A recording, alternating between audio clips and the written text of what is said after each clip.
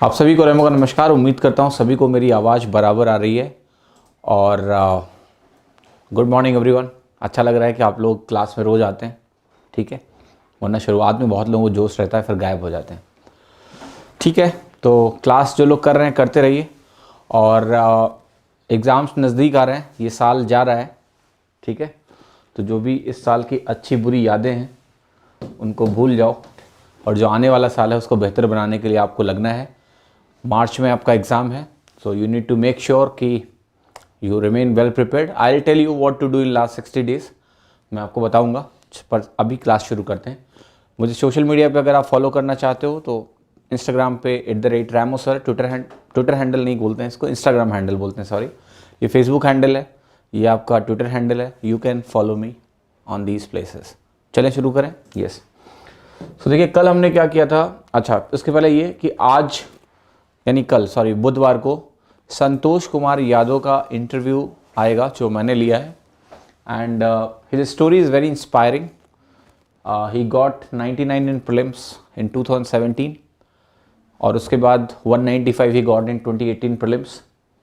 साथ ही साथ maths tier 2 में इस साल his raw score were around 187 point something और जो नॉर्मलाइज स्कोर है वो that is almost 200। So that's really wonderful jump. जैसे कई लोगों को लगता है ना कि यार हमारा लेवल अच्छा नहीं है, कुछ नहीं कर सकते। You will get to know what he did so that he could achieve such a high score. So don't miss it out tomorrow at 8 PM, ठीक है। चलिए आगे बढ़ते हैं। ये सवाल मैंने छोड़ दिया था, तो बाद में सवाल मैंने चेक भी करवाया था। इसमें एक मिस्टेक थी सर कि यहाँ पर जो दिया हुआ है ना, ये चीज़ ये हटा दो, ठीक है। अब इस सवाल को पढ़ेंगे और करने की कोशिश करेंगे। देखिए क्वेश्चन क्या कह रहा है कि एक शॉपकीपर है, दुकानदार है, उसने क्या किया है, मार्क प्राइस को बढ़ाया है। ये बहुत इंपॉर्टेंट है, रेज द मार्क प्राइस। सवाल को जब पढ़ोगे तो शांत होना बहुत जरूरी होता है। अशांत मन जो होता है वो सब कुछ गड़बड़ करा देता है। तो लोगों को लगता है हमेशा जो प्राइस बढ़ती है वो कॉस्ट प्राइस बढ़ा के मार्क प्राइस करते हैं। अरे भाई, यहाँ मार्क प्राइस को उसने बढ़ाया, दोबारा मार्क प्राइस को बढ़ाया है। एक पेयर ऑफ शूज हैं, जूते हैं, 40%। लेकिन जब फेस्टिवल आया तो उसने क्या किया, 3 सक्सेसिव डिस्काउंट दिए, 10, 12.5, 11, 1/9%। नए मार्क प्राइस पे 3 डिस्काउंट भी हैं। फिर देखिए आपसे क्या कह रहा है कि इसके बाद भी वो 40% का प्रॉफिट इसको मिल रहा है, 40% प्रॉफिट हो रहा है। और फिर कह रहा है कि अगर वो केवल 2 सक्सेसिव डिस्काउंट देता, 20% और 10% का नए मार्क प्राइस पे, तो जो उसका प्रॉफिट होता वो 616 का होता। आपको बताना क्या है कि जो कॉस्ट प्राइस है पेयर ऑफ शूज का वो कितना है। कैसे करोगे, देखो आप एज्यूम कर लो कि मान लेते हैं 100 आपका एमआरपी था। क्या माना मैंने कि एमआरपी 100 था, इसको आपने क्या किया, 40% से बढ़ा दिया। अगर आपने इसको 40% से इंक्रीज किया तो ये वैल्यू कितनी हो गई, क्या ये वैल्यू आपकी 140 हो गई? यस। अब देखिए इसमें सिनेरियो क्या है कि जो 3 तरह के सक्सेसिव डिस्काउंट आपको दिए गए हैं, उन तीनों सक्सेसिव डिस्काउंट को आप अप्लाई करने की कोशिश करोगे या नहीं करोगे? Yes, that's what you are going to do. तो देखो 3 जो सक्सेसिव डिस्काउंट है वो क्या है। एक डिस्काउंट आपको दिया गया है -10% का, तो मैंने लिख दिया -10%। एक दूसरा अगला डिस्काउंट है आपका, वो डिस्काउंट आपका है -12.5% का, वो भी लिख दिया। एक तीसरा डिस्काउंट है आपका, वो है आपका हो जाएगा 11, 1/9% का है। फ्रैक्शन में लिखना चाहोगे तो 1/9 लिखोगे। अब देखो जब भी ये आपको दिख रही है वैल्यूज ना, तो आप ये कोशिश मत करना कि आप इसको मल्टीप्लाइंग फैक्टर लगाओगे, because it will become complex. 0.9, 0.875 नहीं, यहां बेहतर है फ्रैक्शन मल्टीप्लाइंग फैक्टर जो होते हैं। -10% आपका -1/10 होता है, तो इसके कॉरेस्पॉन्डिंग जो मल्टीप्लाइंग फैक्टर होता है वो 9/10 होता है। ये सब पढ़ा चुका हूं परसेंटेज में। ये -12.5% -1/8 होता है, और -1/8 का जो मल्टीप्लाइंग फैक्टर होता है वो क्या होता है, 7/8 होता है। ये आपका -1/9 होता है, इसके कॉरेस्पॉन्डिंग जो मल्टीप्लाइंग फैक्टर है वो 8/9 होता है। मैंने आपको बताया था कि अगर आपको परसेंटेज क्लियर है तो आपको कभी तकलीफ नहीं होगी। इसका मतलब क्या हुआ आपको पता है, ध्यान से समझने की कोशिश करो कि यहां वैल्यू अगर 100 थी और यहां वैल्यू अगर आपकी 140 है, तो ये जो वैल्यू निकल के आएगी जिसमें वो उसने सेल किया है वो क्या होगी, 140। मैं सब मल्टीप्लाई कर देता हूं, 140 इंटू 9/10 इंटू 7/8 इंटू 8/9। अब देखो क्या बेहतर हुआ, 8 से 8 कैंसिल हो गया, 7 से ये 9 से 9 कैंसिल हो गया आपका, और आपका ये हो गया 7/10। तो अगर आप ध्यान से देखो तो ये वैल्यू अगर आप सिंप्लीफाई करोगे तो ये वैल्यू आपको आ जाएगी 98। आई या नहीं आई? देखो यहां से 10 कैंसिल हुआ, 98 आ गई। यानी 100 का जो सामान है वो कितने में गया, वो 98 में गया, अगर हम इस तरीके से इन वैल्यूज को रखेंगे तो। 100 क्या था आपको पता है, एमआरपी था, लेकिन अल्टीमेटली वो सेल कितने में हुआ, 98 में। अब मैं आपसे पूछूंगा कि इस क्वेश्चन में दिया हुआ है कि अभी भी इसको 40% का प्रॉफिट हो रहा है, यानी फाइनल जो सेलिंग प्राइस है अगर वो 98 है और अब भी अगर 40% का प्रॉफिट हो रहा है, तो आपको पता है 40% का मतलब होता है 1.4 टाइम्स। सो अगर ये 1.4 टाइम्स होके 98 हो रहा है तो यहां कितना था, क्या ये वैल्यू आपकी 70 थी? यस। तो ये आपका सेलिंग प्राइस हो गया और अभी भी 40% का प्रॉफिट है, तो परसेंटेज का स्ट्रक्चर यूज करके आपने निकाल लिया कि कॉस्ट प्राइस कितना है, 70। कॉस्ट प्राइस पता चल गया कि नहीं? अब ये क्वेश्चन में देखिए क्या कह रहा है। क्वेश्चन में आपसे क्या पूछा इसने, आगे कुछ बात कर रहा है और आगे बात करके ये बोल रहा है कि 20% और 10% का देंगे तो ₹616 मिलेगा। देखो इसकी जरूरत क्यों है? आप कहोगे अरे कॉस्ट प्राइस तो हमने निकाल लिया।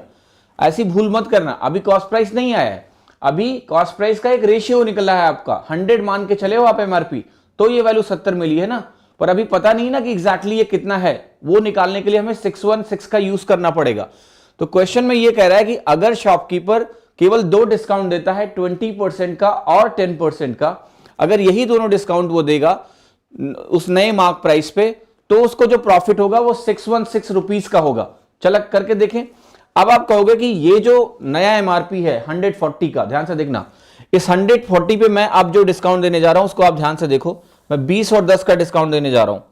तो देखो आप कहोगे 140 मेरे पास है, इस पे आप एक बार 20% का डिस्काउंट दोगे और एक बार आप 10% का डिस्काउंट दोगे।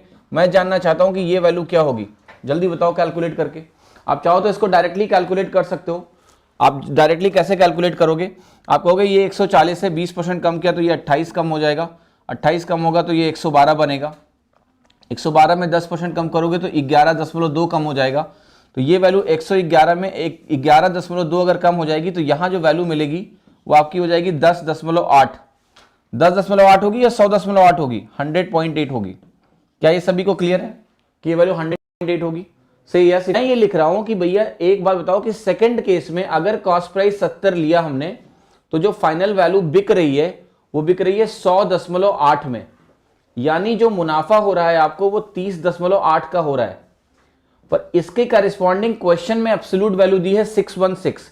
ये वैल्यू अगर मुझे 616 चाहिए तो आप कहोगे इसको करेक्शन के लिए मुझे 20 से मल्टीप्लाई करना पड़ेगा। देखो मेरे हिसाब से जो मैंने 100 इज्यूम करके मैं चला, तो मुझे प्रॉफिट अमाउंट कितना मिल रहा है, यहां मिल रहा है मुझे 30.8 का प्रॉफिट, लेकिन क्वेश्चन में दिया हुआ है कि प्रॉफिट है 616 का। तो ये 30.8 को मुझे 616 करने के लिए इसको 20 से गुणा करना पड़ेगा, यानी हर वैल्यू को 20 से गुणा करना पड़ेगा। तो ये जो कॉस्ट प्राइस है इसको भी आप 20 से गुणा करोगे तो ये वैल्यू कितनी आ जाएगी, 1400, यानी आंसर कितना हो गया, B. Clear? This is a one. Again मैं कह रहा हूं कि एग्जाम में सेम डेटा को कि आपकी क्लैरिटी कितनी है, परसेंटेज अच्छा है, आता है कि नहीं आता है, तो आपकी मास्टरी परसेंटेज पे होनी चाहिए, प्रॉफिट एंड लॉस अपने आप अच्छा हो जाएगा। मैं क्विकली आपको क्लियर करता हूं क्या किया मैंने। 100 रुपीज एमआरपी एज्यूम किया, उसको 40% बढ़ाया तो 140 हुआ, 3 डिस्काउंट हमने लगाए तो फाइनली वो वैल्यू निकल के आई थी 98।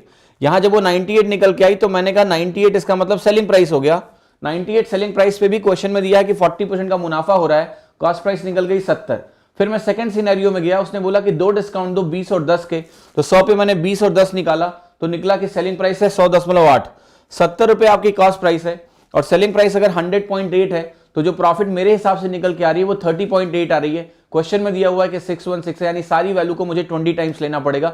20 टाइम्स लेना पड़ेगा तो जो कॉस्ट प्राइस है 70 × 20 यानी 1400 हो जाएगी। ठीक है, चले आगे बढ़े। यस, चलो ये सवाल देखो। देखो सवाल आपसे क्या कह रहा है कि एक होलसेलर है, उसने क्या किया, सेल किया है एक वॉशिंग मशीन को और उस पर कितना डिस्काउंट दिया है, 20% का उसने डिस्काउंट दिया है। 20% का उसने डिस्काउंट दिया और जो मार्क प्राइस है, मार्क प्राइस पे 20% का डिस्काउंट, मार्क प्राइस पे डिस्काउंट होता है, और कह रहा है कि उसने जो प्रॉफिट बनाया इसमें वो 12/16/57% का है। और कह रहा है लेकिन उसने अपने प्रॉफिट को कैलकुलेट किसके किया है, ये बहुत इंटरेस्टिंग है। मैंने आपको बोला था कि प्रॉफिट परसेंटेज की कैलकुलेशन नॉर्मली कॉस्ट प्राइस पे होती है, it is normally on cost price. लेकिन क्वेश्चन कई बार लिख के बताएगा कि नहीं नहीं नहीं ये प्रॉफिट परसेंटेज हमने किसी और पे कैलकुलेट किया है, तो वो जो बताएंगे वो मान लेंगे। यहां उन्होंने कहा है कि जो कैलकुलेशन की है प्रॉफिट परसेंट की वो सम है कॉस्ट प्राइस और सेलिंग प्राइस का। इसका मतलब यह है कि 12/16/57% कॉस्ट प्राइस पे नहीं निकाला गया है, ये निकाला गया है सीपी प्लस एसपी के सम पे। ये आपको ध्यान रखने की आवश्यकता है। फिर आपसे कह रहा है कि अगर कॉस्ट प्राइस जो है वो दिया है 2000 है तो आपको बताना है कि मशीन का मार्क प्राइस क्या है। ठीक है, देखो क्वेश्चन क्या दिया हुआ है, आपको पहले एक बात समझनी है। यहां पर ये सीपी है, यहां पर ये एसपी होगा और यहां डेफिनेटली एमआरपी होगा। ये मैंने 3 वैल्यूज आपके सामने लिख दी। अब आपको ध्यान से देखना है कि एक डिस्काउंट है 20% का, तो डिस्काउंट एमआरपी पे लगेगा, डिस्काउंट दोगे तो आपको मिलेगा एसपी, तो ये मैंने लिख दिया, ठीक है।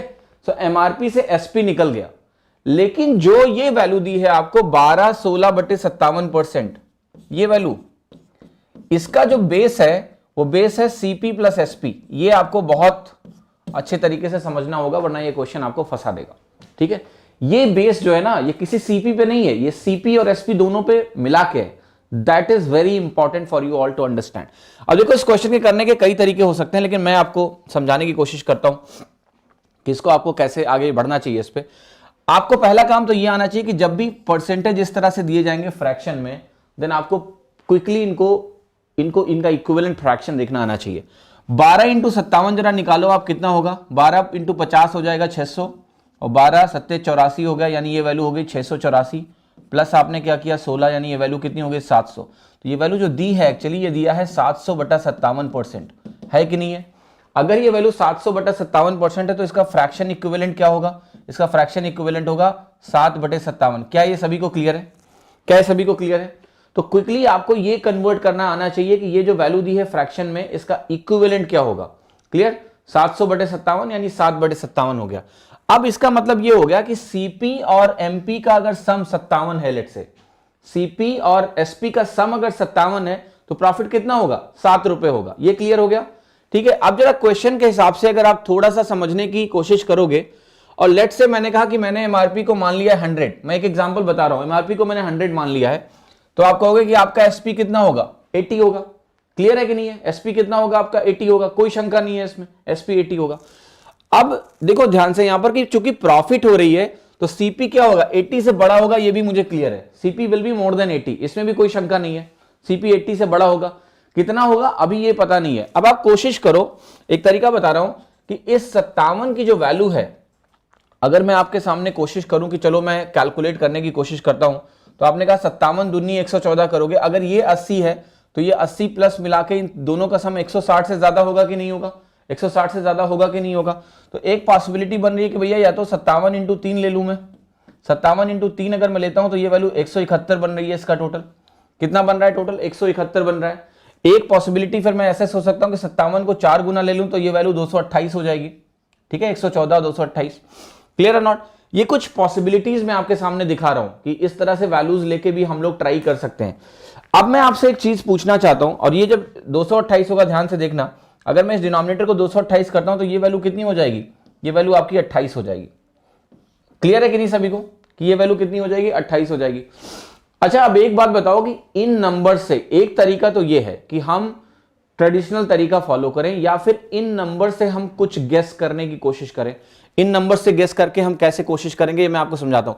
ये क्वेश्चन जिस तरह से बनते हैं, हम रिवर्स ऑर्डर में सॉल्व करने की कोशिश कर रहे हैं। अच्छा, एक बात मुझे आप सभी लोग बता दो, अगर मैं सेलिंग प्राइस को 100 मान लूं और इस वैल्यू को 128 मान लूं, तो क्या यहां पर प्रॉफिट 28 रुपया होगा कि नहीं होगा? Just asking, tell me. इसको अगर मैं 100 मान लूं, लेट से इसको मैंने 100 माना और इसको मैंने 128 माना, सम कितना हुआ? इसका सम कितना हुआ? आप कहोगे 228 रुपए सम होगा। और 228 रुपए अगर सम होगा तो इस पे प्रॉफिट अमाउंट कितना होगा? 28 रुपए होगा।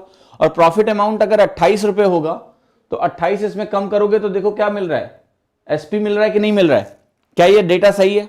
गलत है, क्योंकि प्रॉफिट हो रहा है तो हम इसको नहीं मान सकते 100 और 128। ध्यान देना, ये मैंने पहले भी लिखा था, किसी ने ये पॉइंट रेज नहीं किया। अरे भाई, अगर प्रॉफिट हो रहा है तो ये वैल्यू कम होगी। जो मैं आपको समझा रहा था वहां पर मोर देन 80 लेस देन 80, किसी ने पॉइंट रेज नहीं किया, क्योंकि आप क्वेश्चन को अंडरस्टैंड नहीं कर रहे हो।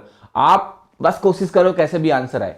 ठीक है, तो यहां पर एक जो नेचुरल एजम्पशन है वो यह है कि ये 100 हो और ये वैल्यू मेरी 128 हो। अगर ऐसा हुआ, इन दोनों का सम कितना हो गया? 228 हुआ कि नहीं हुआ? इनका सम 228 हुआ। और आपको ये भी पता है कि ये वैल्यू कितनी हो जाएगी? ये वैल्यू 28 हो जाएगी। 100 और 28 का रिलेशनशिप बिल्कुल परफेक्ट बैठ रहा है। अब मैं आपसे पूछूंगा कि जब सेलिंग प्राइस 128 है, ये किसी वैल्यू को 20% कम करने पे आई है, तो एमआरपी क्या होगा? जरा जल्दी से बताओ, एमआरपी क्या होगा? आप सिंपल से कहोगे कि भैया यहां से यहां अगर -1/5 है तो यहां से यहां क्या होगा? +1/4 होगा कि नहीं होगा? तो 42 और जोड़ेगा, 32 और जोड़ेगा तो ये वैल्यू कितनी आ गई 160। देखो सारा रेशियो मिल गया आपको, ये 100, ये 128, ये 160। अब कह रहा है कॉस्ट प्राइस अगर ये 2000 है, 2000 है, इसका मतलब 100 इंटू कितना गुना 20 टाइम्स, तो ये वैल्यू क्या होगी 160 इंटू 20 टाइम्स। 160 इंटू 20 टाइम्स आपकी वैल्यू क्या होगी, बी ऑप्शन 3200। कितने लोगों को मेरी बात क्लियर है? मैं फिर से समझाऊंगा, बहुत तरीके हैं क्वेश्चन को करने के, और सवाल यह है कि आप समझने को तैयार हो। ठीक है, क्लियर और नॉट? ये है तरीका इस क्वेश्चन को करने का कि आंसर इसका आ जाएगा 3200। मैं आपको फिर से समझाता हूं। देखो होता क्या है, ये क्वेश्चन जब फॉर्म होते हैं तो मैं फिर से बोल रहा हूं कि आपको फ्रैक्शन को यूज करना आना चाहिए। देखो अगर 7/57 आपने निकाल लिया कि ये फ्रैक्शन है, इसका मतलब क्या है कि ये वैल्यू आपकी सीपी प्लस एसपी है। मैं आपको थोड़ा और आसान तरीके समझाता हूं। अब ये सीपी प्लस एसपी है और ये वैल्यू क्या है, ये वैल्यू आपकी है प्रॉफिट, है कि नहीं है? इसका मतलब ये वैल्यू क्या है, क्या ये वैल्यू एसपी माइनस सीपी है? से यस। तो एसपी माइनस सीपी आपका 7 हो गया क्योंकि ये प्रॉफिट अमाउंट है, और सीपी प्लस एसपी आपका कितना हो गया 57 हो गया। अब जरा बताओ यहां से सीपी निकाल सकते हो कि नहीं, एसपी निकाल सकते हो कि नहीं? निकाल लो। आप दोनों को अगर जोड़ दोगे तो आपको एसपी मिल जाएगा 57 और 7 कितना हो गया 64/2 कितना हो गया 32, और सीपी कितना हो गया देखो ध्यान से।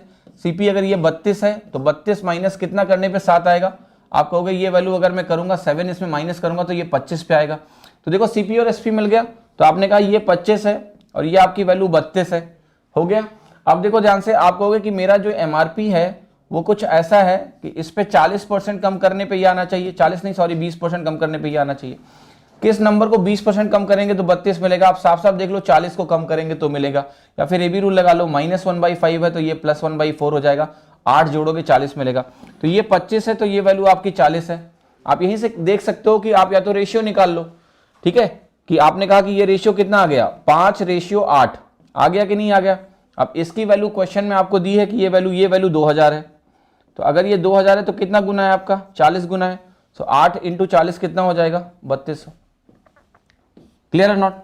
सो आप ऐसे भी कर सकते हो, अगर आप डायरेक्टली नहीं देख सकते हो, अगर आप डायरेक्टली नहीं देख सकते हो तो ये सबसे बेहतर तरीका इस क्वेश्चन को करने का है।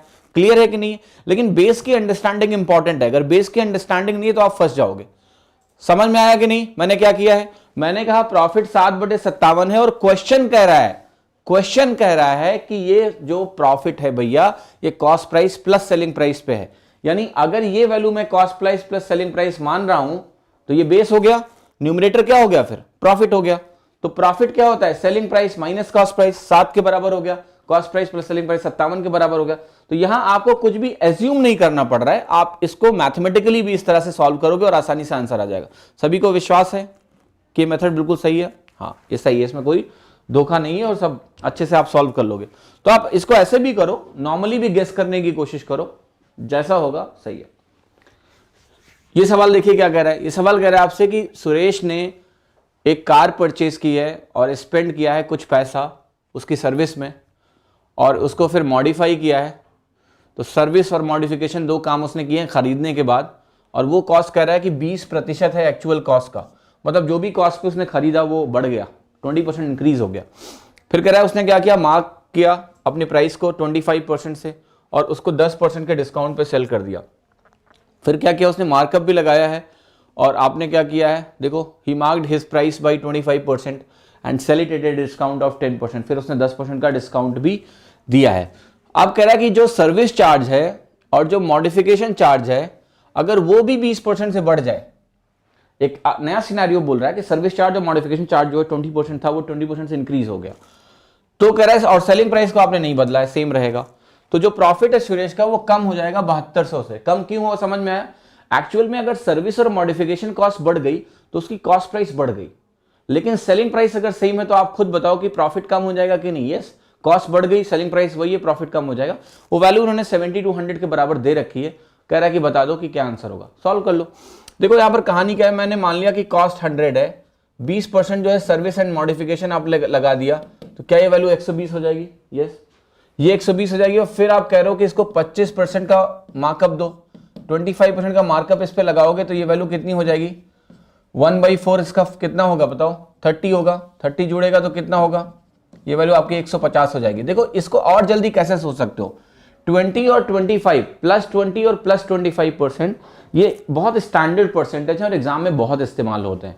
इनका नेट 50% है, ये आपको डायरेक्टली पता होना चाहिए, ठीक है। 20 और 25% का नेट 50% होता है, तो आप डायरेक्टली सोच सकते थे कि 150 हो गया। फिर आपने 10% का अगर डिस्काउंट दे रखा है तो ये वैल्यू कितनी हो गई, 135। अब आप ध्यान से देखो कि उसकी एक्चुअल कॉस्ट प्राइस क्या है, ये है। देखो कॉस्ट प्राइस तो ये थी, लेकिन जो मॉडिफाइड कॉस्ट प्राइस है वो ये है कि नहीं है। आपने कोई चीज खरीदी, फिर उसमें कुछ मरम्मत कराया, मरम्मत के बाद आपकी कॉस्ट बढ़ जाती है, इफेक्टिव कॉस्ट प्राइस जो होती है वो बढ़ गई, 120 हो गई, क्योंकि 20 रुपए तो आपने मरम्मत में लगा दिया। तो जब भी हम प्रॉफिट की कैलकुलेशन करेंगे तो हमारा सीपी डैश इंपॉर्टेंट है हमारे लिए, क्योंकि ये नई कॉस्ट प्राइस है। ये आपकी एक्चुअल कॉस्ट प्राइस थी, लेकिन फिर आपने जो भी लगाया तो ये न्यू कॉस्ट प्राइस है, इस पे प्रॉफिट या लॉस परसेंट कैलकुलेट होगा। कमिंग नेक्स्ट, दूसरे केस में कह रहा है कि भैया ये कॉस्ट बढ़ गई, सेलिंग प्राइस को सेम रखना है, सेलिंग प्राइस 135 ही रहेगा, ये कॉस्ट कह रहा है 20% इंक्रीज हो गई। 20 पहले थी, 20% अगर इंक्रीज हो गई इसके ऊपर तो अब 24% हो गई। 20% ऑफ 20% इज 4%, 24% हो गई। तो आप कहोगे कि ये जो सीपी डैश इस केस में निकालूंगा मैं, तो वो आ जाएगा 124, क्योंकि 100 और अब ये 24% इंक्रीज होगा 124। आप मुझे बताओ कि यहां पर 120 से लेके 135 की कहानी थी, तो ये कितना इंक्रीज प्रॉफिट था आपका, 15 यूनिट प्रॉफिट था। यहां पर कितना यूनिट प्रॉफिट है, 11 यूनिट। आप ऐसे भी समझ सकते थे कि भैया ये जो कॉस्ट है, अगर ये 4 यूनिट बढ़ गया, 4 यूनिट बढ़ गया तो प्रॉफिट में आपके 4 यूनिट की कमी आ जाएगी। क्लियर, बहुत सिंपल है। अगर मेरा कॉस्ट सेलिंग प्राइस सेम है, कॉस्ट प्राइस 4 यूनिट्स बढ़ गया है, तो 4 यूनिट्स प्रॉफिट में कमी आ जाएगी, और वो वैल्यू दी है।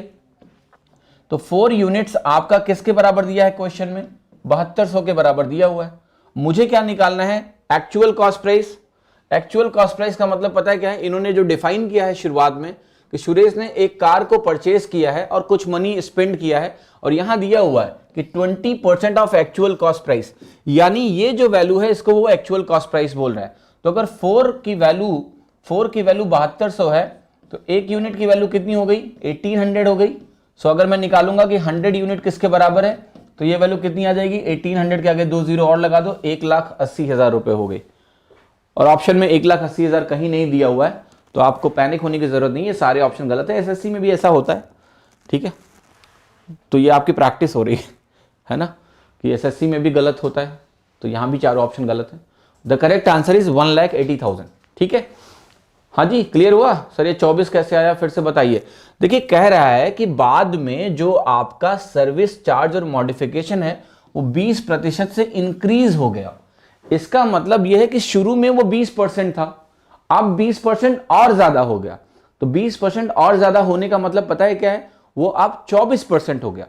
20% का 20% क्या होता है, 4%।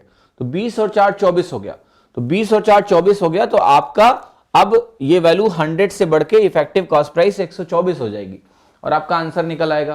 क्लियर और नॉट, गेटिंग माई पॉइंट और not. So what is the answer, 1,80,000, जो कि ऑप्शन में नहीं है, पर वो सही उत्तर है।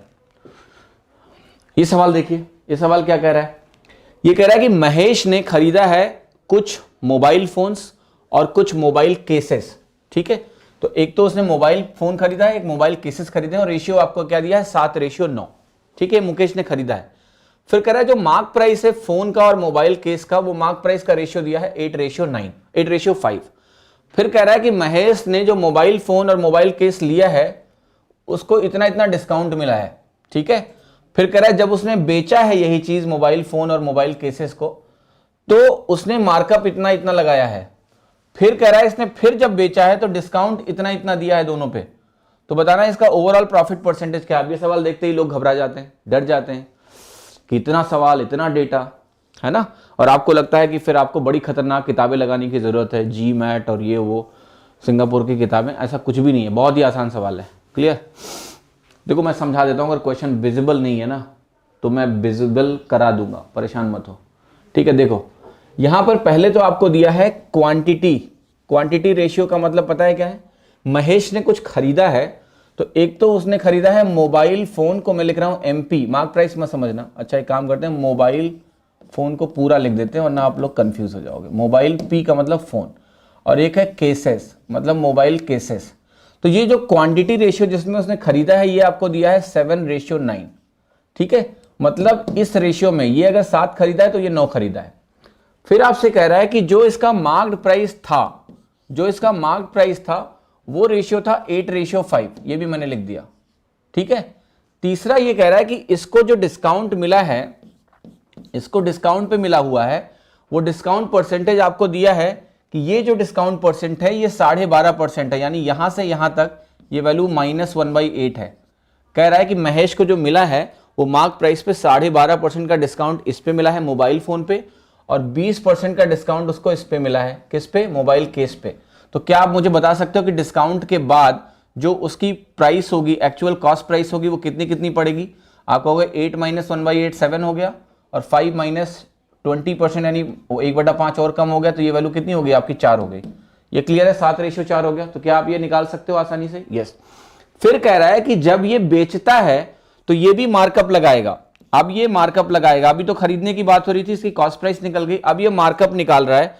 तो मार्क प्राइस कितनी है? वो कह रहा है इस पे, यानी जो मोबाइल फोन है इस पे वो 28 4/7% का मार्कअप लगाता है। अगर आपको परसेंटेज टू फ्रैक्शन का ज्ञान है तो क्या आप बोलोगे 28 4/7% 2/7 के बराबर होता है? तो आप कहोगे इस 7 में मुझे 2/7 का इंक्रीज करना है, तो ये 7 आपका 9 हो जाएगा कि नहीं हो जाएगा? यस। फिर दिया है कि इस पे 50% का वो मार्कअप लगाता है, तो 4 पे अगर आप 50% का मार्कअप लगाओगे श्रीमान जी, तो ये वैल्यू 6 हो जाएगी या नहीं हो जाएगी? तो क्या आपको ये रेशियो मिल गया 9:6? यस। फिर मैं आगे बढ़ रहा हूं, फिर आपसे कह रहा है कि अब ये बेचते समय फिर से डिस्काउंट देता है। बेचते समय इसने फिर से कितना कितना डिस्काउंट दिया? इस पे दिया है 1/9% का, तो आप कहोगे -1/9 का डिस्काउंट है, तो ये वैल्यू 9 से 8 हो जाएगी। फिर आप कहोगे इस पे इसने कितना डिस्काउंट दिया है? -1/6 का डिस्काउंट दिया है, 16 सही 2/3, तो ये वैल्यू कितनी हो जाएगी? 5 हो जाएगी। तो ये जो डिस्काउंट दिया उसके बाद ये इसकी सेलिंग प्राइस हो गई। मैं आपसे एक सवाल पूछना चाहता हूं कि इस क्वेश्चन में अगर आप ध्यान से समझने की कोशिश करें, अगर आप ध्यान से इसको समझने की कोशिश करें, तो यहां पर क्या है इस क्वेश्चन में? ऑल फ्रैक्शंस की जिसको अच्छी नॉलेज है उसको इस स्टेज तक आने में कहीं कोई तकलीफ नहीं होनी चाहिए। क्लियर और नॉट? होगी कोई दिक्कत? क्या हुआ है भैया, 7:9 था, फिर मार्क प्राइस का रेशियो दिया हुआ है, फिर उस पर डिस्काउंट है -1/8 -1/5, जो कि आपको कन्वर्जन से पता चलेगा। क्विकली माइनस करोगे तो ये वैल्यू 7 हो गई, ये वैल्यू आपकी 4 हो गई। फिर आपने इस पे 2/7 का मार्कअप लगाया, इस पे 50% का मार्कअप लगाया, क्विकली आप देखोगे ये वैल्यू 9 और 6 हो गई। फिर आपने -1/9 का डिस्काउंट दिया, -1/6 का डिस्काउंट दिया, ये वैल्यू कितनी हो गई? 8 और 5 हो गई। क्लियर? यहां तक पहुंच गए? अब देखो क्वेश्चन अभी खत्म नहीं हुआ है, आपको निकालना है कि महेश का प्रॉफिट परसेंटेज क्या है। अब देखो यहां पर एक रोल आएगा, आपको समझना है, ये कॉस्ट प्राइस एंड हुआ महेश के लिए, ये सेलिंग प्राइस एंड हुआ। तो आप यहां से कहोगे कि कॉस्ट प्राइस ये 7 है और जो क्वांटिटी है वो भी 7 है। तो देखो मैं सीपी टोटल निकालने की कोशिश कर रहा हूं, सो आप कहोगे ये हो जाएगा 7 × 7 49 मोबाइल फोन के लिए, प्लस यहां से 4 उठाओगे, 4 × 9 कितना हो गया? 36। तो क्या इसका सम आपको 85 मिल गया? यस। क्लियर और नॉट?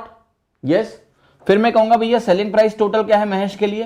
तो आप कहोगे 8 × 7, भाई क्वांटिटी इक्वल तो आपको पता है ना, तो 8 तो है, ठीक है, रेशियो का सेलिंग प्राइस का, लेकिन कितनी क्वांटिटी है? 7, तो 8 × 7 = 56 हो गया, प्लस ये वैल्यू कितनी हुई? 5 9 कितना हो गया? 45 हो गया। तो इसका आप सम निकालोगे, राइट? तो ये आपका सम कितना आ रहा है? ये वैल्यू आपकी आ रही है 101। अब बताओ मुझे ये क्वेश्चन किस में कन्वर्ट हो गया?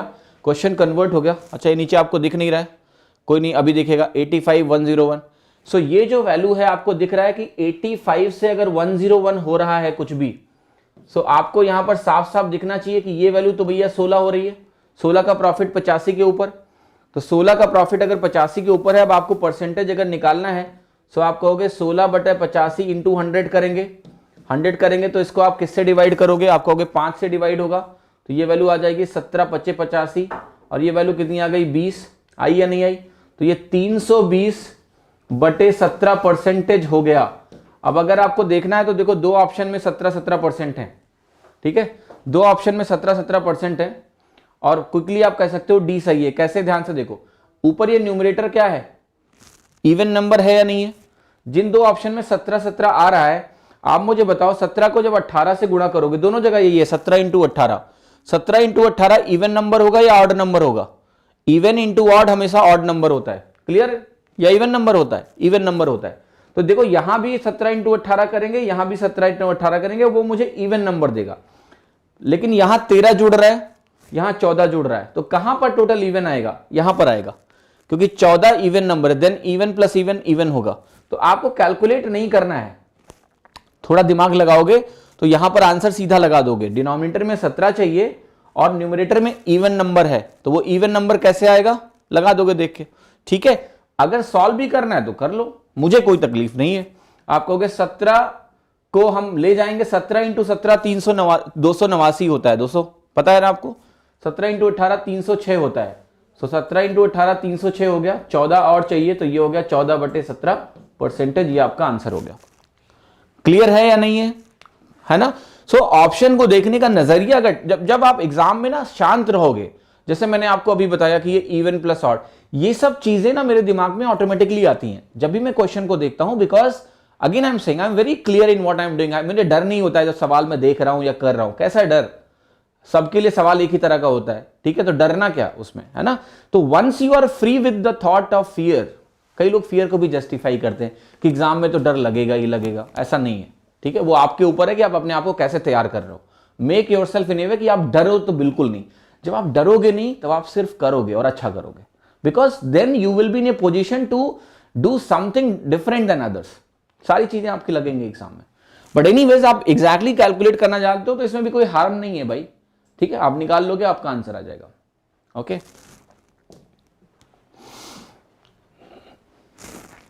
देखो सवाल क्या कह रहा है। कह रहा है रोहन ने खरीदा है 2 आर्टिकल को सेम कॉस्ट प्राइस पे।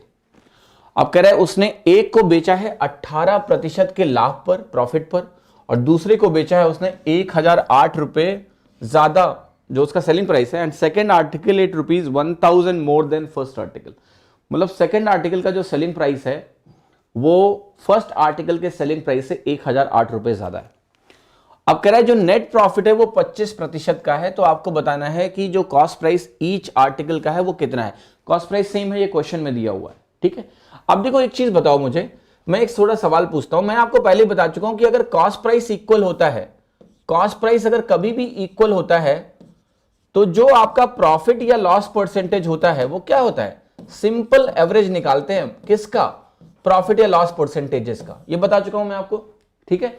तो आप मुझे बताओ कि एक वैल्यू 18 है और नेट प्रॉफिट अगर 25 है, नेट प्रॉफिट अगर 25 है तो आपको पता है कि दूसरा जो प्रॉफिट परसेंटेज होगा 18 प्लस x/2 25 आना चाहिए। या अदर वे में आप कहोगे 25 इंटू 2 है तो 25 इंटू 50 टोटल होना चाहिए, 18 प्लस 32 होगा, यानी 32% आएगा। एनीवे आप यहां से x सॉल्व कर लो, 50 माइनस 18 आपका 32% आ गया। मतलब दूसरा जो परसेंटेज प्रॉफिट है वो 32 होगा, तभी नेट 25 आएगा, क्योंकि कॉस्ट प्राइस सेम है। अब मेरा एक छोटा सा सवाल आपसे ये है कि एक में प्रॉफिट परसेंटेज आप कह रहे हो 32% है और दोनों का कॉस्ट प्राइस आपने क्या माना है, लेट्स से सेम माना हुआ है। लेट्स से आपने माना है कि दोनों का सीपी ही है। एक जगह आप कह रहे हो कि भैया 18% है, एक जगह आपने अभी निकाला और आपने कहा 32% है। मैं आपसे एक सवाल पूछना चाहता हूं कि इन दोनों के सेलिंग प्राइस में कितना अंतर होगा। ये कॉस्ट प्राइस से 18% ज्यादा है, ये कॉस्ट प्राइस से 32% ज्यादा है, तो इन दोनों के सेलिंग प्राइस में जो अंतर होगा वो 14% का होगा। और ये वैल्यू क्वेश्चन में आपको दिया है कि ये 1008 के बराबर है। आप डिवाइड करोगे 14 सत्ते 98 होता है और 14 दूना 28, 1% आपका 72 के बराबर आ गया। और अगर 1% आपका 72 के बराबर है तो 100% कितना होता है, 72 100 के बराबर है। क्या सभी को ये क्लियर है? ठीक है, the answer is going to be 7200। So once एक लॉजिक आपको क्लियर अगर है कि कॉस्ट प्राइस अगर सेम है तो जो प्रॉफिट या लॉस परसेंटेज होता है वो सिंपल एवरेज होता है। तो मैंने उसको यूज करके क्या निकाला कि दूसरे पे कितना प्रॉफिट परसेंटेज है, 32% है। दोनों की चूंकि कॉस्ट प्राइस सेम है तो एक पे 18% कॉस्ट का प्रॉफिट है, एक पे 32% है। देखो यहां पर मैं आपको क्या समझाने की कोशिश कर रहा हूं कि जो, और ये अच्छी चीज है समझ लो अच्छे से, कि अगर आपका सीपी कभी भी सेम होता है, ये ध्यान रखना, ये नोट पे आप लिख लो, सीपी अगर आपका कभी भी सेम होता है तो जो आपका एसपी का डिफरेंस होगा, एसपी डिफरेंस अगर आप निकालते हो कि सेलिंग प्राइस में कितना अंतर है, दिस इज सेम और इक्विवेलेंट टू प्रॉफिट डिफरेंस। समझना इस बात को, मैंने क्या बोला कि कभी भी अगर आपका कॉस्ट प्राइस सेम होता है तो आप जो प्रॉफिट का डिफरेंस निकालोगे वही आपका सेलिंग प्राइस डिफरेंस भी होता है। क्लियर और नॉट? ये अगर आपको प्रूफ कराना है तो मैं कर देता हूं, मुझे कोई दिक्कत नहीं है। समझो इसको कैसे। ये वैल्यू कितनी हो गई, 118% हो गई सीपी का। ये वैल्यू कितनी हो गई, 132% हो गया सीपी का। अगर आप इन दोनों का अंतर निकालोगे तो क्या मिलेगा, 14% सीपी का मिलेगा। ये क्या है, ये सेलिंग प्राइस का अंतर मैंने लिखा है। और यही आप ऐसे भी निकाल सकते थे कि आप सीधे प्रॉफिट 18% 32% का अंतर निकाल लेते। ठीक, क्लियर। सो ये पॉइंट अपने नोटबुक में लिख लेना, क्योंकि क्वेश्चन में जब भी ये क्वेश्चन आएगा तो आपको ये चीज समझ में आनी चाहिए कि मैंने क्या बोला, वरना अननेसेसरी आप सेलिंग प्राइस निकालोगे और सेलिंग प्राइस निकाल के फिर अंतर लोगे, समय की घोर बर्बादी करोगे, फिर कहोगे पेपर में समय कम पड़ गया। ठीक है, समझ रहे हो ना। तो whenever cost price is same, the difference between selling prices is equal to difference in their profit और loss, whatever it is. ठीक है, क्लियर। इन दोनों का सीधा जो अंतर है, जैसे हो सकता है ये लॉस होता, अगर ये लॉस होता तो ये अंतर कितना हो जाता, 50% का हो जाता। तो मेरा कहने का मतलब है ये नहीं है कि सिर्फ प्रॉफिट डिफरेंस इसको कहना है, ये प्रॉफिट डिफरेंस हो सकता है, ये लॉस डिफरेंस हो सकता है, या फिर ये प्रॉफिट और लॉस का भी डिफरेंस हो सकता है।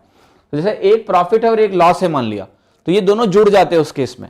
तो इसको आप अच्छे से समझ लेना कि मैं यहां किस चीज की बात कर रहा हूं, देन आपको क्लैरिटी होगी, आपको कभी तकलीफ नहीं होगी। ठीक है, तो ये प्रॉफिट डिफरेंस मतलब है अगर दोनों में प्रॉफिट हो रहा है तो, अगर एक प्रॉफिट है एक लॉस है तो दोनों जुड़ जाएंगे। अगर एक लॉस है एक प्रॉफिट है, अब कुछ लोग कह रहे हैं सेम नहीं है, तो आपने परसेंटेज की क्लास ही नहीं करी भाई। सेम अगर नहीं होंगे तो कैसे आप कह दोगे कि ये प्रॉफिट डिफरेंस है। हम उसी का तो फायदा उठा रहे हैं कि ये सेम है, ये सेम है। बेस अगर सेम हो जाते हैं तो परसेंटेज फिर नंबर्स की तरह जुड़ते घटते नहीं है। क्लियर, परसेंटेज की क्लास देख लो, ऐसे सवाल दिमाग में खुराफाती नहीं आएंगे आपके। परसेंटेज देखो, आप प्रॉफिट एंड लॉस पे ज्यादा फोकस इसलिए कर रहे हो क्योंकि आपको पता है लोगों ने बोला कि प्रॉफिट एंड लॉस कठिन आ रही है, तो आपको लग रहा है प्रॉफिट एंड लॉस देखेंगे बस। गो टू द परसेंटेज, आपको ये सवाल दिमाग में नहीं आएंगे फिर कि मैं क्या बोल रहा हूं आपसे। क्वेश्चन पढ़ो। देखिए क्वेश्चन कह रहा है कि कॉस्ट प्राइस एक पेन का जो है वो 1/3 है कॉस्ट प्राइस पेंसिल का, और जो प्रॉफिट है 20 पेन को बेचने पर वो किसके बराबर है, सेलिंग प्राइस ऑफ 8 पेंसिल के बराबर है। फिर कह रहा है जो लॉस है 10 पेंसिल को सेल करने पे, that is equal to selling price of 4 pens. Profit percent are equal to the loss percent. ठीक है, अब देखो इतना पढ़ा था मैंने, मुझे कुछ समझ में नहीं आया क्या बात कर रहे हैं, लेकिन ये तुरंत समझ में आया। ठीक है ना, पहली इंपॉर्टेंट बात, क्योंकि इतना इन्होंने जो कहानी लिखी है अब ये मेंटली प्रोसेस तो नहीं कर सकता मैं, बट हाँ this is the important line, profit percent is equal to loss percent. फिर कह रहा है रेशियो बताओ सेलिंग प्राइस जो पेन का है और जो सेलिंग प्राइस पेंसिल का है उसका क्या होगा। ठीक, अब एक बात बताओ मुझे, पहली चीज जो क्वेश्चन में दिख रही है साफ साफ कि अगर यहां मैं लेता हूं पेन और यहां लेता हूं पेंसिल, एक बात बताओ ये क्लियर है कि नहीं कि ये अगर 3 है तो ये 1 है। यस, क्योंकि ये क्वेश्चन में दिया हुआ है पहली चीज। एक चीज और बताओ मुझे कि यहां पर एक बात इन्होंने और बोली है कि जो प्रॉफिट परसेंटेज, जैसे लेट्स से यहां x% का प्रॉफिट है तो यहां उतना ही x% का लॉस है इसको बेचने पर। तो मैं आपसे एक छोटा सा प्रश्न करूंगा जो आप लोगों को बताना है कि अगर मैं एक पेन की बात करूं, एक पेन में कितना प्रॉफिट होगा, तो आप कहोगे लेट्स से कि वो जो प्रॉफिट है अगर वो प्रॉफिट आपका k के बराबर है, क्योंकि वो x% ऑफ 1 होगा, x% ऑफ 1 होगा कि नहीं होगा। ठीक है, तो वो मान लेते हैं k है, तो यहां जो लॉस है वो कितना होगा, वो आप कहोगे होगा x% ऑफ 3। बेस अगर 3 गुना है तो लॉस क्या होगा, वो भी 3 गुना होगा इस प्रॉफिट के कंपैरिजन में, तो आप कहोगे यहां पर 3k का लॉस होगा। This is the important line, आपको यहां पर अंडरस्टैंड करने की आवश्यकता है। अब देखिए मैं देखता हूं आगे की जो चीजें हैं जरा उसको लिखते हैं। इन्होंने बोला है कि 20 पेन्स को अगर आपने सेल किया, 20 पेन्स को अगर आपने सेल किया है तो यहां पर क्या कह रहा है आपसे कि जो सेलिंग प्राइस है, जो लॉस, जो प्रॉफिट होगा यहां पर, आप मुझे बताओ कि 20 पेन्स को अगर मैं सेल करूंगा और एक पेन का प्रॉफिट अगर मैंने k बोला है तो 20 पेन पे प्रॉफिट 20k का होगा कि नहीं होगा। यस, और ये कह रहा है ये किसके बराबर है, सेलिंग प्राइस ऑफ 8 पेंसिल। सो मैं ये कह रहा हूं 8 पेंसिल्स के सेलिंग प्राइस के बराबर है। क्या यहां से मैं सेलिंग प्राइस निकाल सकता हूं पेंसिल का, कितना आएगा, 20/8 आएगा। 20/8 अगर आप निकालते हो तो क्या 2.5k आ जाएगा। यस, तो पेंसिल का सेलिंग प्राइस निकल गया 2.5k, लेकिन आंसर अभी नहीं आया है क्योंकि हमें दोनों का रेशियो निकालना है। आप दूसरे केस में जाओगे, कह रहा है loss on selling 10 pencils, 10 pencil को बेचने पे कितना लॉस होगा, 10 × 3 30k का लॉस हो जाएगा। ये किसके बराबर है, ये क्वेश्चन में कह रहा है कि ये 4 पेन के सेलिंग प्राइस के बराबर है। तो अगर ये 4 पेन के सेलिंग प्राइस के बराबर है तो आप कहोगे 4 टाइम्स SP ऑफ पेन। तो क्या यहां से k के टर्म में SP ऑफ पेन निकल जाएगा, आप कहोगे सेलिंग प्राइस ऑफ पेन हो जाएगा 30/4k, यानी 7.5 के हो गया। अब जरा बताओ कि पेन 7.5 के सेलिंग प्राइस लेके बैठा हुआ है, पेंसिल 2.5 के लेके बैठा हुआ है, तो क्या आंसर आपका 3:1 हो गया? हाँ जी, क्लियर है कि नहीं है? कुछ नहीं है सवाल में। तो सवाल को जब आप पढ़ोगे, घबराओगे, तो सवाल आपको और डराएगा। ठीक है, ये वही होता है ना कि जैसे एक कहानी थी कि एक शेर था और शेर जो है जाता है एक कुएं में और फिर चिल्लाता है। वो जितना देर चिल्लाता है तो वहाँ से उतनी ही तेज वो जो इको होती है वो आती है, तो वो घबरा जाता है, उसको लगता है मुझसे भी बड़ा कोई जानवर है। ठीक है, वही कहानी है। जितना डरोगे क्वेश्चन उतना ही डराएगा, लेकिन जितना नहीं डरोगे क्वेश्चन आपको नहीं डराएगा। देखो इस क्वेश्चन में मैंने वही बोला कि इस क्वेश्चन को पढ़ के बिल्कुल, क्योंकि अजीब सा रिलेशन दिया हुआ है ना, तो इमीडिएटली आंसर नहीं आएगा, लेकिन अगर आप कॉन्फिडेंट हो, शांत हो, तो आप रिलेट कर पाओगे। जैसे उसने बोला कि भाई ये बेसिस हैं, जो कॉस्ट प्राइसेस है वो 1:3 में है, और अगर प्रॉफिट परसेंटेज और लॉस परसेंटेज इक्वल हैं, इमीडिएटली आपको एक चीज पता लग गई कि यहां एक आइटम पे, एक पेन पे जितना प्रॉफिट होगा, वहां एक पेंसिल पे उसका 3 गुना नुकसान होगा। पहली चीज, फर्स्ट नॉलेज जो आपको पता है।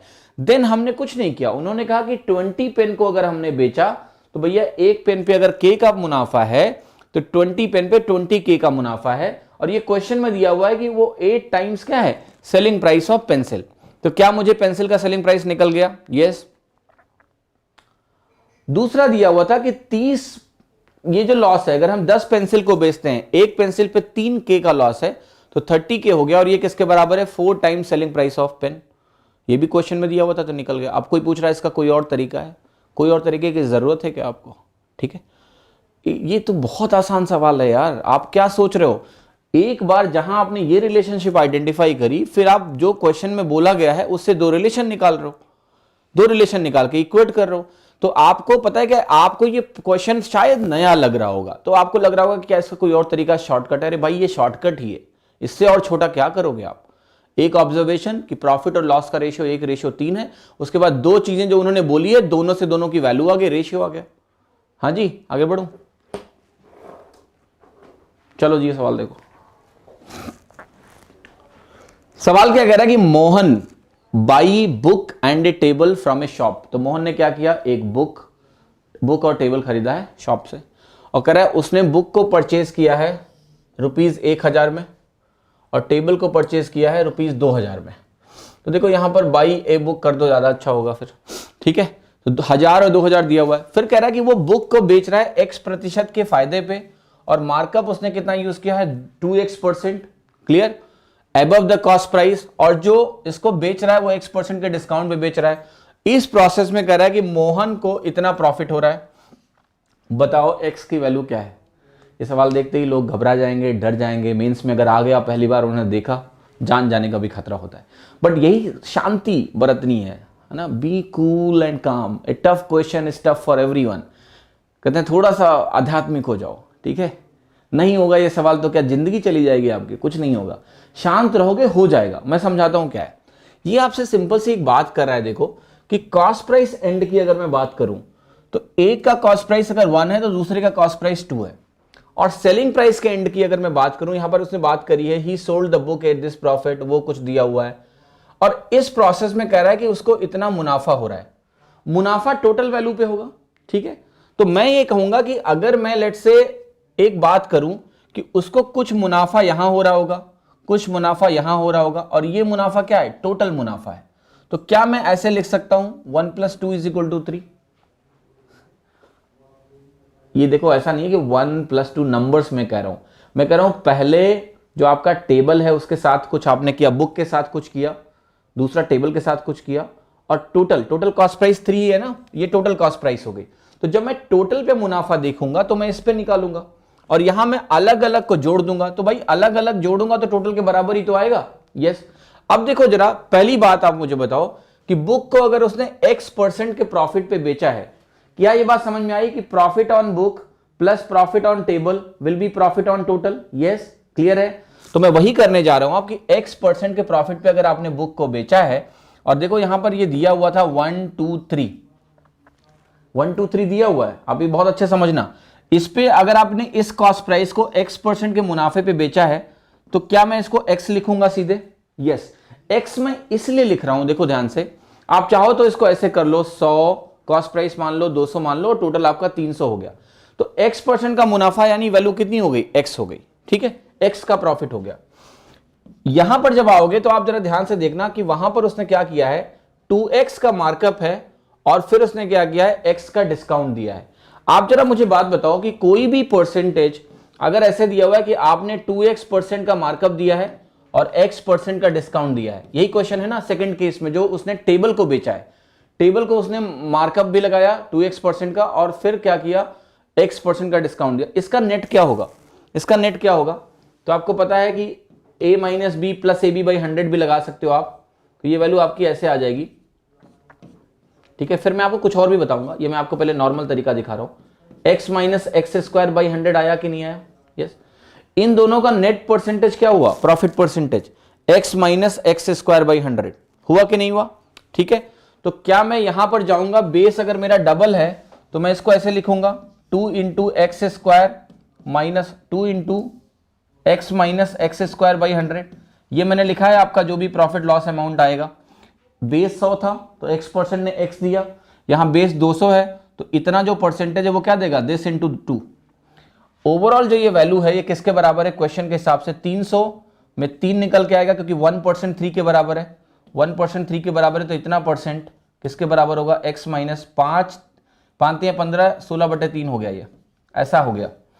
अब आप जरा देखो यहां से, तो x प्लस 2x 3x से कैंसिल हो जाएगा और जो कुछ बचेगा वो मैं लिख रहा हूं, बचेगा माइनस 2x², सॉरी ये 2x² था, वहां क्वेश्चन में 2x था, तो 2 2 ये हो जाएगा 4x², so minus 4x² upon minus 4x² upon 100, और ये वैल्यू किसके बराबर होगी, देखो यहां से 3x कैंसिल हो चुका है, ये वैल्यू आपकी हो गई माइनस 16 सॉरी माइनस 16 कैसे हो गई, क्योंकि ये 3 से 3 कैंसिल हो जाएगा और 3x तो कैंसिल हो ही गया, माइनस माइनस प्लस हो गया। देखो x² की वैल्यू कितनी आ गई, 4 से डिवाइड करोगे 4 आएगा, 400 आ गया, x की वैल्यू कितनी आ गई आपकी 20, x की वैल्यू 20 आ गई, तो आंसर कितना हो गया बी। क्लियर और नॉट क्लियर? कई लोग अभी कहेंगे कि ऐसा सवाल आएगा क्या एग्जाम में, राइट? देखो मैं क्या कहना हूं कि एग्जाम में ना कोई भी पेपर उठा के देख लो, जो क्वेश्चन थोड़े टाइम टेकिंग होते हैं वो ज्यादा नहीं होते हैं। You can say 10 questions in exam, so it what matters is that how you are doing 90 questions. अगर आपने उन 90 क्वेश्चंस में टाइम बचाया तो ये क्वेश्चन भी आप एग्जाम में कर पाओगे, क्योंकि आपके पास समय होगा। यहां इक्वेशन ही तो बनानी है, मैंने क्या किया समझने की कोशिश करो, लेकिन पता है क्वेश्चन को ना शांत दिमाग से समझना बहुत जरूरी होता है। Okay alright. देखिए एक जन का नाम है विदाउट टेंशन, विदाउट टेंशन कह रहे हैं कि पहले 17 और 18 के मेंस के क्वेश्चन तो कराओ, ये फालतू के क्वेश्चन क्यों करा रहे हो। पहली बात तो आपको पता ही नहीं कि 17-18 मेंस के क्वेश्चन यहां हो चुके हैं, ठीक है, क्लियर और नॉट। तो the problem is that you want medicine, I don't have medicine, right, I just want to make you learn something. If you want to medicine there are so many doctors, go to them, वो देंगे आपको दवाई, एक class में profit and loss खत्म, उनसे दवाई लो आप, आपको दवाई की जरूरत है, आपको यहां नहीं होना चाहिए, ठीक है। एनीवेज, तो देखिए मैं आपको समझाता हूं क्या है। जिन लोगों को भी ये क्वेश्चन फालतू के लग रहे हैं ना, वो बिल्कुल अपने आप को धोखा ना दे और जाके आराम से घर में आराम करो, ठीक है, अगले साल रोना बैठ के। एनीवेज 1 + 2 = 3, मैं समझा रहा हूं क्या है। This is simple basics, cost price is 100 200, total is 300। इस पे कितना मुनाफा हुआ, x% पे x, इस पे कितना मुनाफा हुआ, x माइनस 2x²/100, ठीक है, इसका डबल, क्योंकि 1% 2 के बराबर है तो इतना परसेंटेज टाइम्स 2 हो जाएगा, और ये वैल्यू क्या हो गई 3 टाइम्स दिस। क्लियर और नॉट, गेटिंग माई पॉइंट और not, you got get the value of x। ये सब चीजें आपको करना आना चाहिए, वरना एग्जाम हमेशा सरप्राइज करता रहेगा। आप हमेशा सरप्राइज होते रहोगे और हर बार आके कहोगे यार इस बार तो सरप्राइज हो गए, फिर अगली बार सरप्राइज के लिए तैयार रहना, फिर कहना फिर सरप्राइज हो गए, ठीक है। तो अगर आपको 5 साल का आपका प्लान है तो आप बढ़िया से करिए, कोई दिक्कत नहीं है। बट अगर प्लान 1 ही साल का है ना, जो फर्स्ट अटेम्प्ट में निकालते हैं बच्चे ना, they are ready for everything, ठीक है। चलो ये सवाल देखो, शैलेश ने खरीदा MI का mobile phone, right, certain cost price थी उसकी और ऑनलाइन प्लेटफॉर्म पे सेल थी। कह रहा है after purchasing it he sold it at a certain selling price, और अगर शैलेश ने इंक्रीज किया सेलिंग प्राइस को 50% मोर, सेलिंग प्राइस को 50% बढ़ा दिया, तो बताना है कि इसका प्रॉफिट जो है 2.5 हो जाता है। 2.5 का मतलब देखिए यहां लैंग्वेज गलत है, ये होना चाहिए क्या 2.5 गुना, 2.5 टाइम्स प्रीवियस प्रॉफिट, ये कर लो आप, है ना, ये लैंग्वेज में थोड़ी सी प्रॉब्लम है, प्रीवियस प्रॉफिट। ओके, क्योंकि लाभ अगर 2.5 हो गया तो मतलब 2.5 हो गया, 2.5 नहीं है, ये 2.5 गुना है। ठीक है, तो अब जरा सवाल देखो यहां पर क्या है कि परचेज करने के बाद उसने क्या किया, इसको बेचा है एक सर्टेन सेलिंग प्राइस पे, क्लियर और नॉट? ओके, और कह रहा है कि ही sold it at a certain selling price, और अगर सैलेश ने इंक्रीज किया अपनी सेलिंग प्राइस को 50% ज्यादा तो प्रॉफिट 2.5 गुना हो गया। अब जरा एक चीज समझने की कोशिश करो कि प्रॉफिट का रेशियो वो बोल रहा है 5:2 है, 5:2 है, ये बोल रहा है आपसे। और यहां पर जो आपका कॉस्ट प्राइस है, पहले अगर आपने लेट से कहा कि मेरा सेलिंग प्राइस y है और कॉस्ट प्राइस x है, तो ये y माइनस एक्स बनेगा।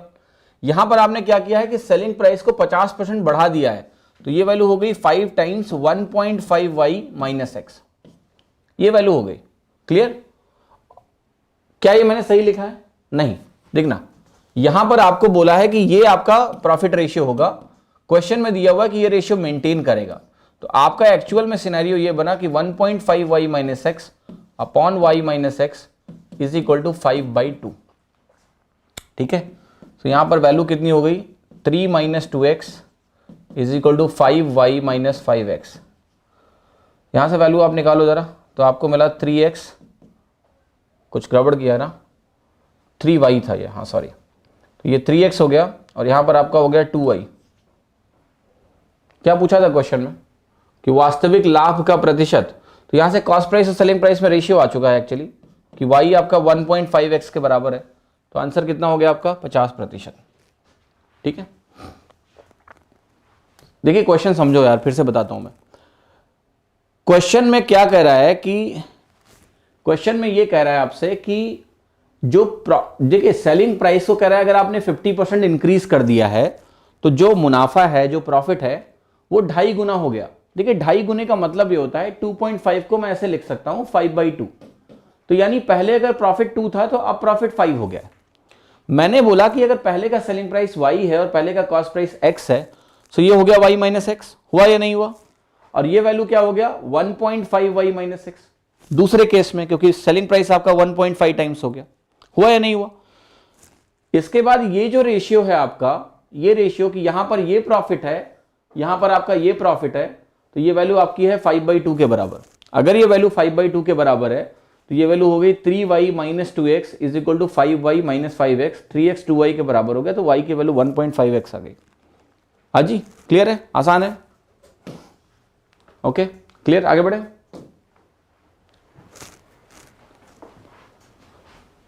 चलो ये सवाल देखो, करेक्ट, शॉपकीपर है, उसने क्या किया है, खरीदा है 120 क्विंटल व्हीट का, 20% उसने सेल किया है 25% लॉस पे, और कह रहा है at what percent he should gain, he should sell the rest to gain 25% on the whole transaction.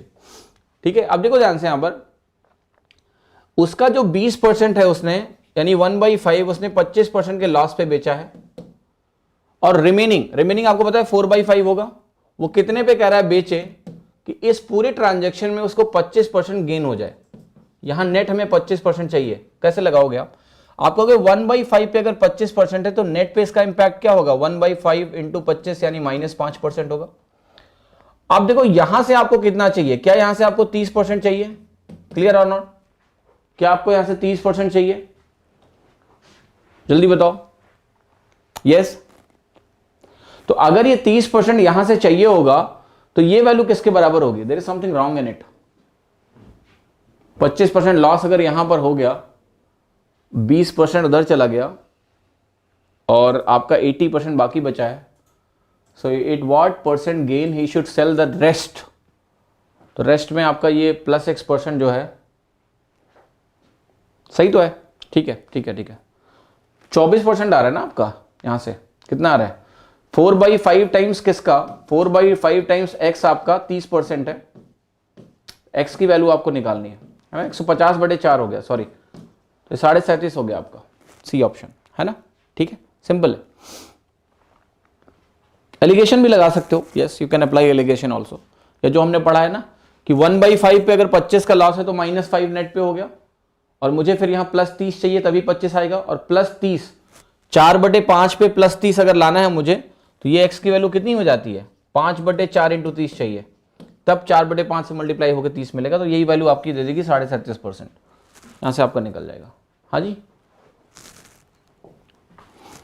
ये सवाल देखो, कह रहा है अनु ने बेचा है एक आर्टिकल को 480 में कुछ मुनाफे में, सर्टेन प्रॉफिट पे, और कह रहा है अगर इसने इसको सेल किया होता 400 रुपए में तो उसको जो लॉस होता वो क्या होता, इनिशियल प्रॉफिट का 1/3 होता, इनिशियल प्रॉफिट का 1/3 होता। तो आपको बताना है कि कॉस्ट प्राइस क्या है आर्टिकल का, what should be the cost price of the article. तो आर्टिकल का कॉस्ट प्राइस अगर आपको निकालना है तो आप यहां से सॉल्व करो, जरा बताओ क्या आंसर है। ये आपके एग्जाम में आया इसी साल, शायद 2018 में ही आया मेंस में।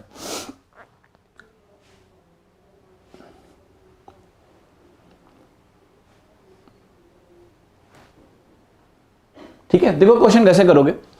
यहां पर जो भी 480 में सेल हुआ और यहां आपका 400 में सेल हुआ, ठीक है। अब आपसे कह रहा है कि जो लॉस है यहां पर, then there will be a loss equal to 1/3 of the initial profit. तो मैं आपसे पूछ रहा हूं कि आपका जो भी इनिशियल प्रॉफिट था, लेट्स से आपने कहा कि मेरा इनिशियल प्रॉफिट था x, कॉस्ट प्राइस नहीं बदला है, ध्यान रखिएगा, कॉस्ट प्राइस चेंज नहीं हुआ है, सिर्फ चेंज कहां हुआ है, सेलिंग प्राइस। और सेलिंग प्राइस अगर 80 रुपीज लेस हो गया, सेलिंग प्राइस अगर 80 रुपीज लेस हुआ है तो आपको नुकसान हुआ है, आपको नुकसान हुआ है जो भी पहले प्रॉफिट था उसका कितना, उसका नंबर ऑफ टाइम्स आपको दिया हुआ, 1/3 नुकसान हुआ है। आप बेहतर है ऑप्शन ले लो, अगर डायरेक्टली नहीं करना है, you can check with the options. Let's say आपने कहा कि मैं 450 चेक करूंगा तो आपको पता लगेगा वहां 30 होगा, ठीक है। और फिर अगर आपने यहां लेट्स से 450 लिया और ये वैल्यू आपने कहा 30 है, ठीक है, तो फिर जब आप 400 में बेच रहे हो तो आप मुझे बताओ कि क्या ये वैल्यू 450 से जस्टिफाई कर पाओगे आप। यहां 50 का चेंज होगा, क्या ये 1/3 है, नहीं, नहीं है, ठीक है। तो ये क्वेश्चन तो आप वैल्यू से भी रख सकते हो कि आपने कहा कि ये 420 है, 420 पे आपने लिया तो ये वैल्यू आपकी 60 है, और ये अगर 420 है तो ये जो वैल्यू आपकी 20 है, ये देखो 60 का 1/3 है। You can solve it easily without any problem, है ना, आसान सवाल है। हाँ जी, तो देखिए सवाल इतना करेंगे, दो ज्ञान की बातें आपको बता देता हूं, ठीक है। देखिए पहली बात तो ये कि अगर आपको एग्जाम निकालना है, अगर आपको एग्जाम निकालना है तो हमेशा ना थोड़ा सा आपको अपना टेम्पो ना ऊपर करना पड़ेगा। मैं हमेशा एक बात बोलता हूं कि अगर एग्जाम निकालना है ना, you need more attitude than aptitude. लोगों का एटीट्यूड पता है क्या है, मैं आपको बता रहा हूं, उनका एटीट्यूड बस एक ही है कि वो हर तरीके से अपने आप को रोज नीचा दिखाते रहते हैं। और ये मैं इसलिए बोल रहा हूं बिकॉज मैं ऐसे लोगों से बहुत नफरत करता हूं। आप अपने साथ इतना बड़ा धोखा करते हो अपने आप को नीचा दिखा के ना, आपको पता भी नहीं है कि आप सब कॉन्शियस में इतना गिरते जा रहे हो ना कि आपसे एग्जाम नहीं निकलेगा। मैं फैक्ट बता रहा हूं, there is a competition where so many people are sitting and working hard. अकेले नहीं हो आप। तो अगर आप अपने आप को ही गिराओगे, अरे ये सवाल कठिन है, मैं बेवकूफ हूं क्या कि मैं सवाल लेके आ रहा हूं कि रोज आपको 1 घंटे पढ़ाने आता हूं। I am not mad person, right, neither I am saying buy my course in any of the video, have you ever find it. कोई लिखता है तो भी नहीं बताता हूं। The idea is simply you focus on what I am teaching, there is no idea, I am not here to sell my course. Course निकालना होता तो कोर्स निकाल के बोलता खरीदो। The idea is that you improve. और अगर मैं 1 घंटे आपको यहां पर पढ़ा के कुछ 20 सवाल करा रहा हूं तो वो 20 सवालों में से कोई भी इररिलेवेंट क्वेश्चन नहीं होगा, आपके एग्जाम के लिए रेलेवेंट होगा तभी यहां पर होगा। और इतना तो जान लो कि मैं आपसे थोड़ा सा ज्यादा जानता हूं, ठीक है, थोड़ा सा ज्यादा पैटर्न को भी एनालाइज कर सकता हूं, थोड़ा सा ज्यादा मे बी आप लोगों को भी बहुत आता है, मैं मना नहीं कर रहा हूं, लेकिन मुझे शायद अपने एक्सपीरियंस से थोड़ा सा ज्यादा आता है कि मैं आपको ये बता सकता हूं कि ये क्वेश्चन कर लो, इस टाइप के क्वेश्चन आ सकते हैं। We can anticipate, even I do not know what question will come, but I can anticipate and build your thought process. कम से कम आपका थॉट प्रोसेस बिल्ड कर पाऊं कि आप कम से कम एग्जाम में सोच सको, समझ रहे हो आप। लेकिन जो एटीट्यूड है ना आपका, ये एटीट्यूड आपको मार देगा। अगर आप इस तरह का एटीट्यूड लेके चलोगे ना, ये तो फालतू सवाल है, I don't know what you are doing, आप ना टाइम वेस्ट करो तैयारी में, मत करो, ठीक है, सीरियसली। ये एक लड़ाई है, और लड़ाई में अगर आप ऐसे योद्धा हो ना जो हर जगह बस कमजोर है, हर जगह अपने आप को रोज गिरा रहा है कि मेरा नहीं होगा, ये कठिन सवाल है, ये मुझसे नहीं होगा, मैं सीरियसली बता रहा हूं आपसे नहीं होगा। यहां से अगर आप नीचे गिर गए ना, आपको कोई नहीं उठा सकता है। फिर मैं गुस्सा इसलिए नहीं होता हूं, मैं वो कमेंट इग्नोर कर सकता हूं, पर मैं एक बार ये जानना चाहता हूं, अगर आप स्टूडेंट हो वाकई में, इफ यू आर स्टूडेंट, आप अपने साथ ना बहुत गलत कर रहे हो, बहुत गलत कर रहे हो। ठीक है, ट्रिक खोजते रहो, दवाइयां खोजते रहो, कुछ नहीं होगा आपका। सप्लीमेंट्स पे अगर लोग बॉडी बना लेते ना, वो सस्टेन नहीं करती है, बीमारी देके जाती है। ठीक है, so again I am saying you can get supplements, okay, this is the shortcut, that is the shortcut. Supplements ले लो, मसल्स बन जाएंगे, आपको लगेगा यार कितनी अच्छी बॉडी है, लोग देखेंगे वाह बड़ी अच्छी बॉडी है, बट वो हेल्थ नहीं है आपकी। ठीक है, उसके लिए आपको अपने आप को प्रॉपर न्यूट्रिएंट्स देने पड़ते हैं। So it's that I am telling you a process, right? When there is a process and I am teaching something, focus on it. लेकिन आपका फोकस पता है कि आप अगर 1 मिनट का टाइम उस क्वेश्चन में दे दोगे तो आप उसको समझ जाओगे, लेकिन वो 1 मिनट आपको नहीं देना है, आपको तो वहां कमेंट्री करनी है ना, क्योंकि आप ज्यादा जानकार हो इस एग्जाम को लेके, मैं नहीं हूं। ठीक है, तो गुस्से में मैं इसलिए नहीं बोलता हूं कि इससे मेरा कोई फायदा नुकसान है, कोई फायदा नुकसान नहीं है, पर आपके एटीट्यूड से मुझे बहुत दुख है, सीरियसली। अगर आप अपने आप को इतना गिरा के देखते हो ना, रोज रोज रोज, how will you do well in the exam यार? It's a competition where you need to snatch a seat. तुम नहीं जाओगे तो ऐसा नहीं वो सीट खाली रहेगी, कोई और लेके चला जाएगा। ठीक है, तो जब लड़ाई ऐसी होती है ना, तो तैयारी भी अच्छी होनी चाहिए, है ना? ऐसे नहीं कि वो प्रीवियस ईयर क्वेश्चन के अलावा कुछ किया ही नहीं है ना, प्रीवियस ईयर क्वेश्चन कर लिया बस चले गए एग्जाम में, क्या होगा उससे? ठीक है, 2014 और 15 नहीं चल रहा है सर, ये ध्यान रखिएगा आप, ये चल रहा है 2018 और 19। 17 का पेपर डिफरेंट था, 18 का पेपर डिफरेंट था, मुश्किल नहीं था, कैलकुलेटिव था, तो वही करवा रहा हूं आपको, कुछ सवाल की जिसमें थोड़ी कैलकुलेशन हो, क्योंकि उसी तरह के क्वेश्चन आएंगे। मैं गुस्सा नहीं हूं, मैं फिर से बोल रहा हूं, मेरा गुस्सा होना ना होना आप क्या फर्क पड़ता है, लेकिन मैं गुस्सा इसलिए हूं आपके एटीट्यूड से। सोच ही इंसान को बनाती है और बिगाड़ती है, ये आपको नहीं पता है। ठीक है, मैं जिस बैकग्राउंड से आया हूं, अगर मेरे अंदर सोच नहीं होती ना, मैं यहां होता ही नहीं, मैं भी शायद वहीं होता, जैसा लोग कर रहे हैं मैं भी कर रहा होता। मुझे इससे बहुत गुस्सा आती है, सीरियसली बता रहा हूं। लोग रोना रोते हैं अपने कंडीशंस का, लोग रोना रोते हैं अपने सिचुएशंस का, कि मेरे से ये नहीं हो रहा है क्योंकि मैंने 10th में मैथ मेरी अच्छी नहीं थी। ये रोने से कुछ नहीं होगा, कोई आपको कुछ आके भीख नहीं देगा। ठीक है, ये कोई भीख नहीं देने वाला है, ना ही हम यूरोप में रह रहे हैं जहां पर सबको एक अच्छा अनएम्प्लॉयमेंट बोनस मिलता है। ठीक है, कुछ करना है तो आपको छीनना है, यही एक चीज है। आई am not saying in A negative word, but that's the reality, that's the reality. अगर आपको एक कंपटीशन में एक सीट लेनी है तो आप क्या कर रहे हो? तुम नहीं जाओगे, कोई और जाएगा, तुम्हें उससे सीट लेनी है, तुम्हें आगे जाना है, then you need to be prepared for it. इतना बेकार एटीट्यूड से आपको लगता है कि आप कंपटीशन में अच्छा कर जाओगे, नहीं कर पाओगे। ठीक है, सो बिलीव मी, यहां से ही सब कुछ होता है, इसको थोड़ा सा ऊपर रखो। तुम मुझसे मत पढ़ो, लेकिन इसको नीचे मत जाने देना कभी भी, अपने सोच को और अपने ड्रीम्स को, कि यार मेरे को ये पाना है तो उसके लिए लग के पाना पड़ेगा, मेहनत करनी पड़ेगी। ठीक है, अगर आप अपने आप को इंप्रूव करने के लिए तैयार नहीं होते हो, तो मैं ऐसे बोलता हूं सूखे पत्ते की तरह आप हो, हवा जहां उड़ाएगी उड़ते रहोगे जीवन भर। लेकिन अगर अपना रास्ता आपको एक बनाना है, देन एक इंटेंसिटी आपको चाहिए, खुद की इंटेंसिटी चाहिए, वो मेंटेन करो। और मैं भी आपके लिए कुछ कर नहीं रहा हूं कि आप मुझे अच्छा बोलो बुरा बोलो, मैं ये कह रहा हूं अपने साथ बुरा मत करो, तुम्हें जो करना है करो, ये मत करो ना। कंपटीशन में टाइम पास करने वाले लोग ज्यादा होते हैं, मैं आपको बता रहा हूं, because they never give their 100%, because they just want कि भैया सब उनको थाली पे सजा के मिले। मैंने बोला ना कि जीवन का जो रायता है ना, उसको समेट लो, वरना जीवन आपका रायता बना देगा। ठीक है, सीरियसली लर्न टू फाइट। ठीक है, मर्सी से यहां कुछ नहीं मिलेगा, मैं आपको बता रहा हूं। ठीक है, so I am just saying that competition को लेके कभी ज्यादा नेगेटिव मत हो। It is there, it will be there, but आपकी इंटेंसिटी अच्छी होनी चाहिए। ठीक है, कॉमन लोग ही एग्जाम निकालते हैं, बट उनका थॉट प्रोसेस बहुत क्लियर होता है। कल ही एक इंटरव्यू मैंने लिया है, 22.5 साल का लड़का है। ठीक है, टॉप 20 में रैंक है, फर्स्ट अटेम्प्ट, ग्रेजुएशन इन 2017। तो क्या ये लोग क्या दूसरे प्लैनेट से आते हैं? नहीं, बट उनके अंदर वही क्लैरिटी है, they have the clarity and they know what they have to do, right? उनके पास बकवास करने का टाइम नहीं है, ऐसे कि वो हर जगह जाके यही फालतू कमेंट करते रहते हैं, है ना? They go, they learn and they work on their own. So everything is possible for everyone, but किस तरह से आप काम कर रहे हो, किस तरह से आप एक्शन ले रहे हो, वही सब डिसाइड करता है ना? मैं गुस्सा पता है इसलिए हो जाता हूँ, मैं गुस्सा इसलिए हो जाता हूँ कि आप मेरी बातें आपको थोड़ा सा झकझोर दें, मैं चाहता हूँ ऐसा हो। ठीक है, क्योंकि आपकी जो मीडियोकर थिंकिंग है ना वो आपको मीडियोकर बना के रखेगी बस। क्लियर और नॉट? अगर आप मीडियोकर सोचते रहोगे तो आप मीडियोकर ही रहोगे। आपको सोचना पड़ेगा। ये सर्वाइवल ऐसे नहीं हो रहा है। सर्वाइवल तो एनीवे हो जाएगा यार। ऐसा नहीं है कि आप लोग ऐसा हो कि आप लोग का जीवन नहीं चलेगा, इस एग्जाम के बिना भी चलेगा, बट शायद बेहतरी के लिए कुछ कर रहे हो कि अगर ये मिल जाएगा तो कुछ अच्छा हो जाएगा, है ना। सो ये ध्यान रखना कि तुम नहीं तो कोई और, सीट तो किसी ना किसी को मिलेगी।